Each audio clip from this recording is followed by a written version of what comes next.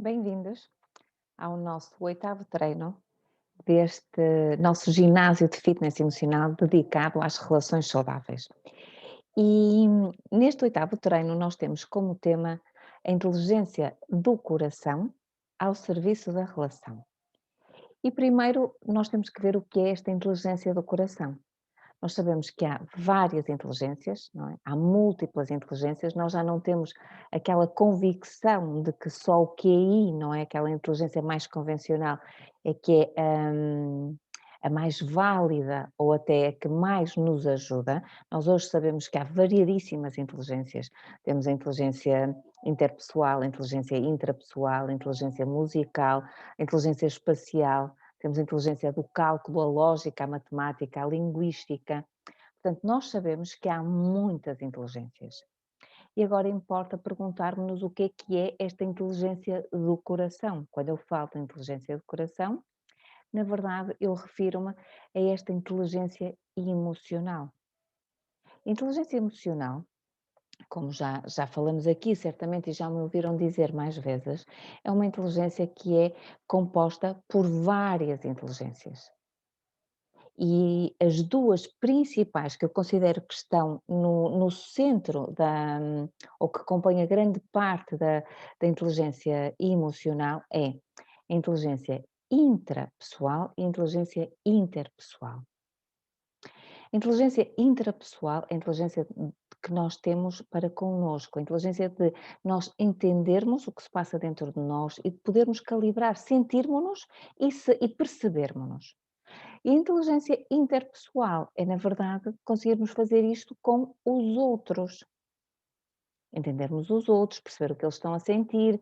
Na verdade, tem uma componente muito forte da empatia também, a inteligência interpessoal, porque precisamos de sentir o outro, compreender o outro e depois saber o que fazer.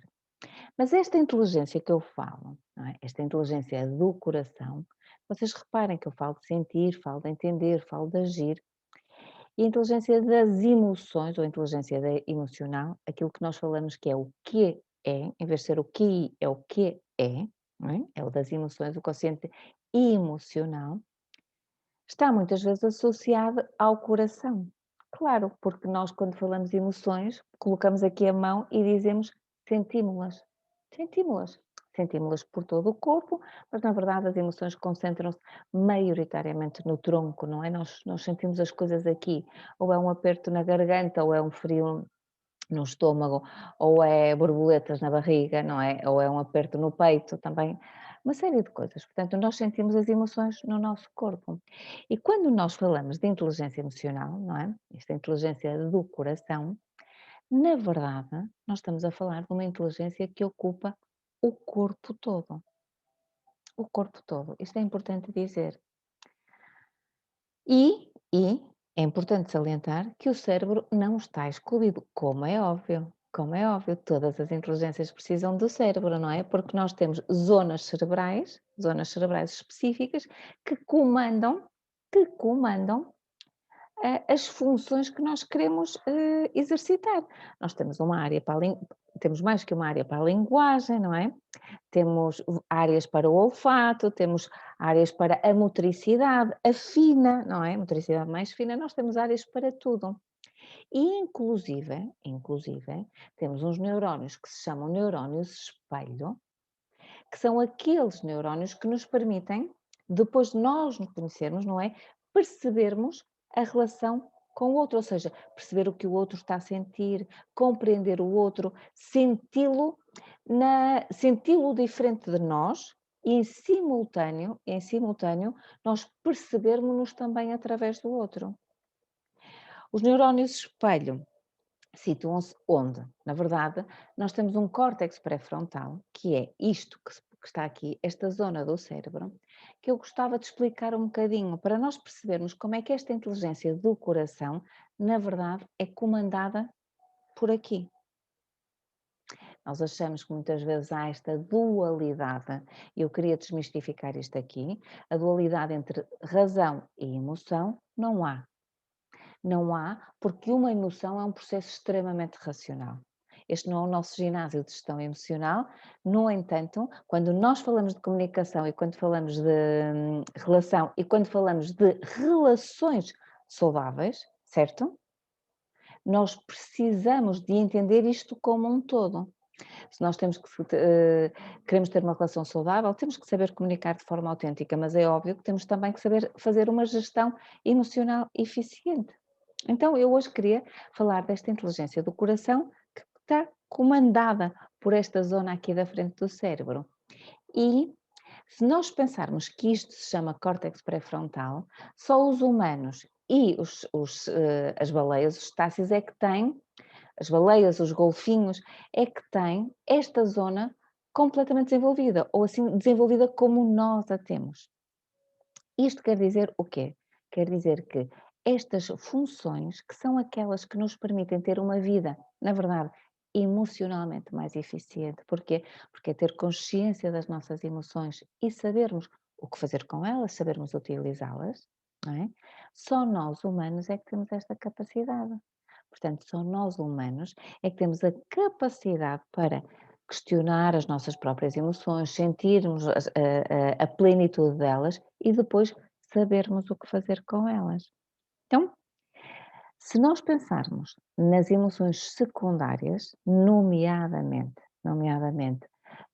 aquelas que exigem processamento cognitivo, vamos falar, por exemplo, do altruísmo e da compaixão, da empatia, destas três, por exemplo, estas três emoções são processadas através do córtex pré-frontal. É interessante nós percebermos que já falamos, há uma zona de um cérebro que é límbico, o cérebro das emoções, mas estas emoções precisam disto, certo? O córtex pré-frontal tem intervenção no altruísmo, na compaixão, na empatia. E nós pensarmos altruísmo, compaixão e empatia, nós percebemos que estas três emoções são fundamentais para qualquer relação. Quando nós falamos, por exemplo, de ciúme, estamos a falar de outra zona do cérebro, daquela que, ok, fico inundada, vejo um homem olhar para a minha mulher e pronto, e já estou aqui completamente a ferver. E junto o ciúme, e depois sinto uma fúria imensa e mais uma série de coisas. E depois, se calhar, uma vergonha grande, porque afinal não era nada do que aquilo que eu pensei e eu não controlei. Estamos a falar destas emoções que, na verdade, geram descontrolo. Mas se nós falarmos de funções superiores ou de emoções que nos ajudam a manter boas relações, altruísmo, compaixão, empatia, nós precisamos de utilizar a razão e precisamos de utilizar um raciocínio mais complexo. E aquilo que nos diferencia dos outros animais, que nos torna diferentes, que é podermos usar este córtex pré-frontal, nos ajuda a pensar sobre nós próprios e a auto-indagarmos, nomeadamente a perguntar: estarei eu a fazer bem? Precisará aquela pessoa da minha ajuda? O que é que eu posso fazer para ajudar? Estarei a fazer o mais correto nesta situação? Posso fazer melhor?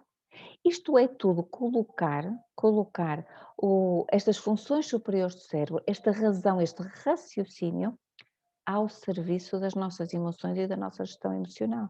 Mas, vamos dizer assim, daquelas que nos ajudam a manter boas relações, porque nós focamos-nos muito naquilo que, que não fazemos tão bem, não é? Não é nas negativas nem nas positivas, porque não há emoções negativas nem emoções positivas. Não é?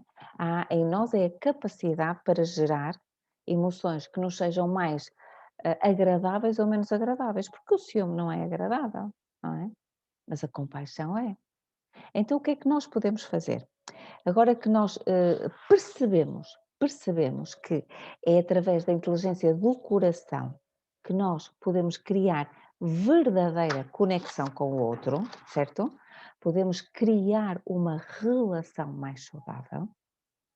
Nós temos que, de alguma forma, conseguir desenvolver mecanismos que nos permitam estabelecer esta conexão de uma forma mais saudável.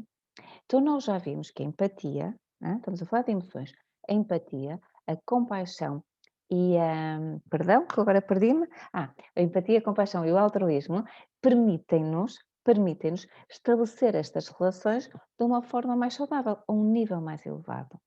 Mas isto implica uma coisa, que é utilizar mais uma vez esta inteligência do coração. Para quê? Para eu sair de mim. Para eu sair de mim numa perspectiva egoica e egoísta, certo? E não ir só até ao outro, que isto é empatia, eu preciso ir até ao outro, calçar os sapatos dele, sentar na cadeira dele, perceber o que ele está a sentir, não é? Entender o que ele está a sentir. Reparem que a empatia exige sentir, não é? Preciso utilizar o meu corpo para sentir o que o outro e preciso de entender o outro. E depois preciso tomar uma decisão. O que é que eu faço, não é? O que é que eu faço? Eu já disse que a empatia não pode ser só, olha, realmente eu compreendo o que tu estás a sentir, deve ser muito chato. Ponto final. Não, posso ajudar-te de alguma forma? E é isto, posso ajudar-te de alguma forma. Não dizer, no teu lugar eu fazia isso, porque nós não estamos no lugar dele. Então reparem, empatia, compaixão, altruísmo. Estamos aqui. Nós percebemos que isto é algo que precisa de ser desenvolvido. E estas três emoções, não é? Estes três sentimentos também, porque depois isto, quando perdura, pode se tornar um sentimento que nós já alimentamos, precisam de que nós nos esforcemos, que nós nos treinemos, que utilizemos coração e razão para os pôr em prática. Precisamos de conseguir sair de nós, utilizar estes nossos neurónios espelho para reconhecer o outro como diferente de nós, mas só é diferente, mas não tem que estar distante. Uma relação saudável é uma relação em que a individualidade das pessoas se mantém, ou seja, a diferença, mas isso não significa distância. Eu não posso dizer, opá, eu sou assim e tu só porque és diferente, não é? Eu afasto-te ou estás longe de mim. Não. As pessoas são diferentes, mas nem por isso têm que ser distantes. E as relações são saudáveis quando nós nos permitimos aceitar a diferença e isso não gera distância. Eu vou repetir porque isto é importante. Uma relação saudável exige que nós nos permitamos aceitar a diferença sem que isso gere distância. E esta distância que eu falo é uma distância, não é uma distância física, certo? É uma distância de oposição. Porque há uma coisa muito interessante, é que numa relação saudável, para haver desejo, tem que haver distância. Tem que haver uma distância que é aquilo que eu digo, a distância que me leva até ao outro, porque eu não desejo aquilo que, eu não me desejo, eu tenho que desejar o outro. Então é neste equilíbrio, certo? Eu não o separo, mas eu sei que ela é diferente de mim e está ali. Ou seja, é uma pessoa diferente. Isto sim é que gera desejo. Quando nós nos tornamos fusionais, queremos ser iguais, queremos ser idênticos, queremos fazer tudo igual e sempre a mesma coisa, não é possível haver desejo. Não é? Quando nós nos comparamos com o outro e comparamos o outro connosco, estamos a dar, na verdade, estamos a acabar com o desejo, porque o outro não quer ser como nós, certo? O outro quer-nos, precisamente porque não é como nós e nós não somos como ele. Então, esta é a forma como nós podemos entender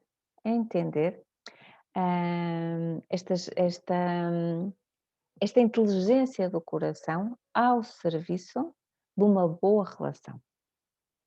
Mas sabendo que as emoções são a linguagem que nós utilizamos, são a linguagem que nós temos em comum e elas são verbalizadas pela nossa palavra, há algo que nós podemos treinar e podemos treinar quatro verbos que fazem com que uma relação se torne mais saudável. E estes verbos exigem que utilizemos a inteligência do coração. São verbos, e como qualquer verbo, implica ação, mas exige que utilizemos a inteligência do coração, porque senão, na verdade, não os conseguimos operacionalizar, não os conseguimos pôr em prática. Então vamos ver. Destes quatro verbos, o primeiro é o verbo dar. O verbo dar é fundamental para que nós consigamos estabelecer uma relação saudável com alguém. Isto Nós podemos pensar no verbo dar de uma maneira muito materialista, pá, eu dou-te isto, tu dás-me aquilo. Mas o verbo dar começa, sobretudo, a ter que ser conjugado na primeira pessoa, que é eu dou-me, eu dou-me. E para isso é importante que nós nos consigamos ver como uma prenda, como algo valioso que nós também damos ao outro. Nós damos-nos. Damos-nos a nós, damos a nossa existência, damos a nossa presença, damos o nosso tempo. E isto é um bem preciosíssimo, preciosíssimo. Portanto, quando o verbo dar é conjugado, e é bem conjugado, numa relação ele gera sempre conexão. Portanto, temos que aprender a conjugar o verbo dar, porque conjugamos sempre das duas formas, ou seja, eu dou-me, certo? Mas o outro também se dá. E aí nós passamos para o segundo verbo, que é o verbo receber. O primeiro verbo é dar e o segundo é receber. Muitas vezes nós, numa relação, não utilizamos esta capacidade de conexão que é o ato de receber. O ato de receber. Quando nós nos queremos dar ao outro, queremos que ele nos receba. Reparem como estamos a ir à empatia, não é? O colocar-nos no lugar do outro. Portanto, nós no primeiro verbo damos, mas no segundo recebemos. E recebemos o quê? Não se esqueçam, recebemos o outro, a sua presença, a sua existência, não é? O seu tempo. E para mim, é importante também manifestar gratidão, não é? E aqui é muito interessante, porque recordei agora que o judeu, gratidão por dar e gratidão por receber. Óbvio que quando o outro se partilha connosco, quando nos dá algo, quando recebemos, é preciso, não é? Ter gratidão, mas sobretudo aprender a receber. Muitos de nós não sabemos receber. Quando nos dão algo, ficamos encabulados, dizemos que gostamos mais de dar do que receber, mas quando damos mais do que o que recebemos, esvaziamo-nos. Esvaziamo-nos. Cada relação tem que ser uma troca. E por isso é que eu acho que é importante estarmos gratos pelo que recebemos e, tal como dizem os judeus, estarmos gratos pelo que podemos dar. Porque agradece quem tem para dar. Isto é tão bonito, não é? Agradece quem tem para dar. E nós agora percebemos que, primeiro o verbo nós damos, damo-nos, no segundo verbo nós recebemos o outro. E obviamente com tudo o que daí pode haver. Podemos dar prendas e podemos receber prendas, mas sobretudo manter um sentimento de gratidão porque recebemos o outro, ele tem vontade de se partilhar connosco e porque nos temos para dar, porque somos muito, porque nos valorizamos. Não é? E agradecer porque temos para dar. E agora o terceiro verbo. O terceiro verbo é o verbo recusar. E é o verbo recusar porquê? Podem estar a perguntar-se. É o verbo recusar porque em qualquer relação é preciso, primeiro, termos consciência dos limites da mesma. E tudo que ultrapasse os limites da mesma tem que ser recusado. Por isso é que é importante sabermos dizer não. Vamos imaginar que eu tenho os limites definidos aqui, de uma relação, certo? Estão aqui. E, por algum motivo, eles são transpostos para aqui. E eu hoje deixo. E depois é aqui, e depois é aqui, e depois é aqui. A dada altura, o meu coração está a ser invadido. O meu espaço vital está a ser invadido. E isto não pode acontecer. Sou pena de eu permitir que me invadam. Então não respeito a minha individualidade, o meu espaço, a minha própria existência. Portanto, o verbo recusar é fundamental. Eu recuso, não é? Tudo aquilo que constitui uma agressão ou que de alguma forma pode beliscar a minha essência e a minha integridade. Seja isso o que for.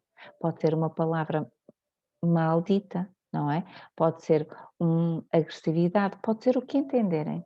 Pode ser inclusive um convite que eu quero recusar porque considero que não está alinhado com aquilo que eu sou. Então, estabelecer limites é fundamental e por isso temos que aprender a dizer não. Esta recusa não tem necessariamente que ser hostil, isto é importante referir. Não tem que ser hostil, porquê? Porque nós podemos dizer não de uma forma simpática, de uma forma gentil. Olha, agradeço imenso, mas não é? Hoje não quero ir. Como? Olha, eu não senti como uma agressão, mas não gostei daquilo que disseste. Portanto, para a próxima, não utilizes, por favor, estas palavras quando ou te dirigires a mim ou quando estivermos a conversar, certo? Ou podemos dizer, olha, eu achei aquele gesto um pouquinho invasivo, não me senti muito confortável. Para a próxima, podes bater à porta, podes não entrar no quarto, podes fazer tantas coisas que podem ser ditas, não é? Portanto, esta recusa, que é recusar tudo aquilo que não respeita a nossa integridade física, moral, espiritual, emocional, não é? Faz com que nós tenhamos que aprender a dizer não, mas treinar competências empáticas, hum, compassivas, altruístas, para poder fazer isto, aprender a recusar.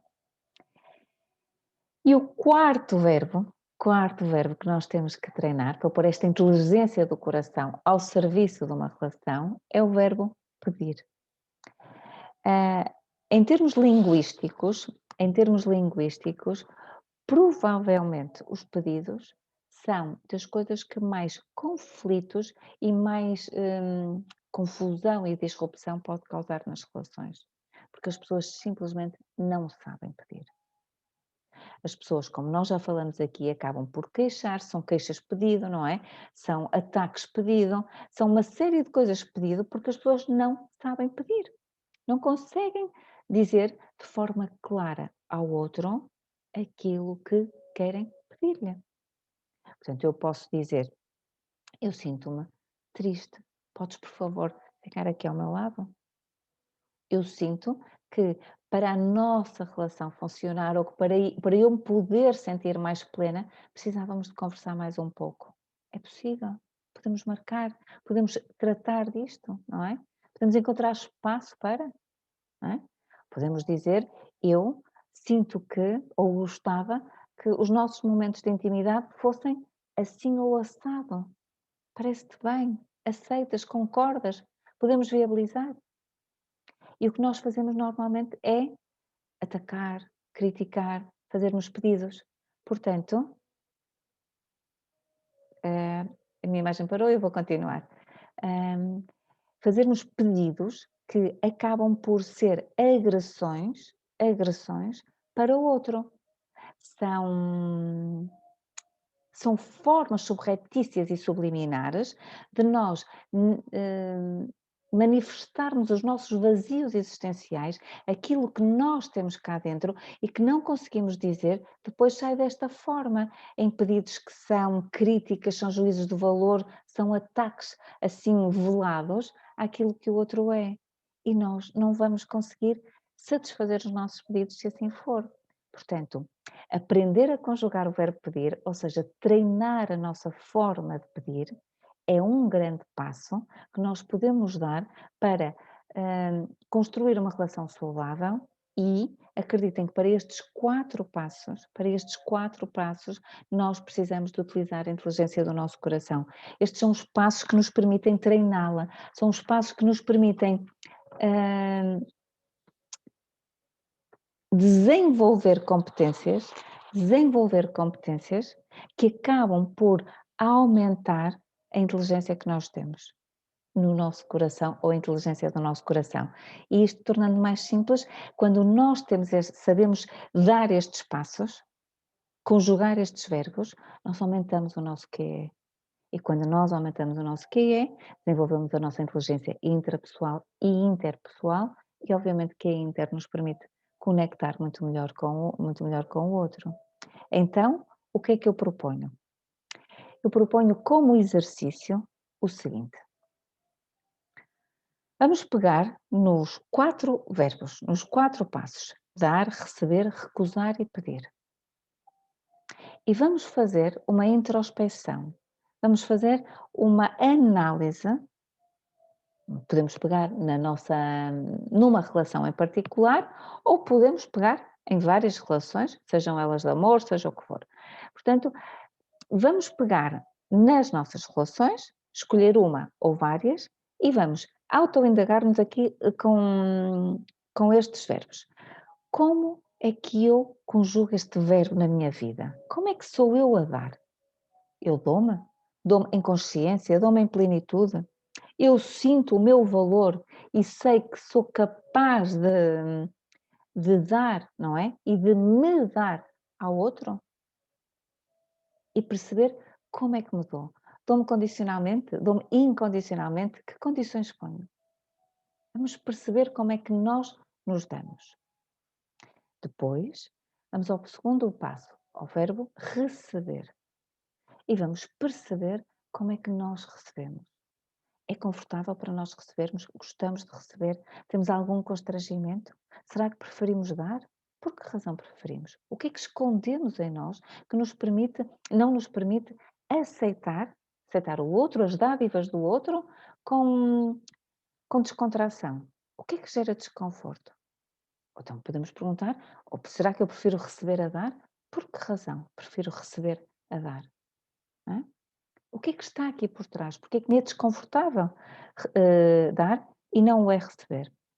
Vamos perguntando-nos e vamos percebendo o que é que está em nós. Vamos começando a treinar este fitness emocional que nos permite ter relações mais saudáveis. Vamos esticar os nossos músculos da inteligência emocional.